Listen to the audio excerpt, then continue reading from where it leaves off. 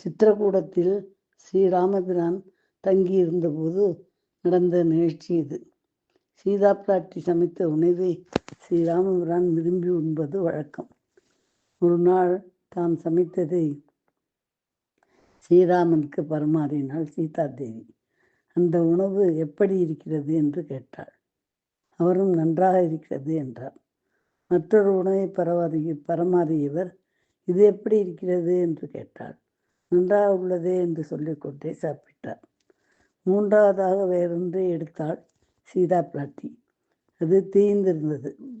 தயக்கத்துடன் பரிமாறினாள். பின்னர் இது எப்படி இருக்கிறது என்று மெல்லிய குரலில் கேட்டாள். எப்போதும் உண்மையை பேசுவதும் பிறர் மனம் நோகச் செய்யாததுமான ராமபிரானுக்கு உண்மையை சொல்ல வேண்டிய சூழல் ஏற்பட்டது. சிரித்து கொண்டே, ராமபிரான், நீ நன்றாகத்தான் சமைத்திருக்கிறாய். ஆனால் இந்த அக்னி பகவான் சற்று கூடுதலாக அதை தீயும்படி செய்துவிட்டார். அதை கேட்ட சீதா பாட்டி, அப்படி என்றால் இந்த உணவு நன்றாக இல்லையா என்று பயத்துடன் கேட்டாள்.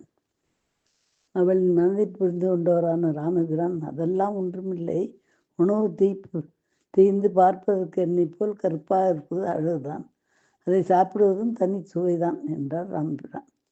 அப்பதலை கேட்ட சீதா பாட்டியின் முகம் வெட்கத்தில் ஜொலித்தது. சத்தியத்திற்கு அரிச்சந்திரனையும் வள்ளலுக்கு கர்ணனையும் ஏகபத்தினி விரதத்திற்கு மன்மதனையும் சொல்வார். இந்த முக்குளங்களோடு பேச்சுக்கலையிலும் சிறந்தவர் ராமபிரான் என்கிறார் வால்மீகி முனிவர். வாழ்க ஸ்ரீராம், சீதாதேவி.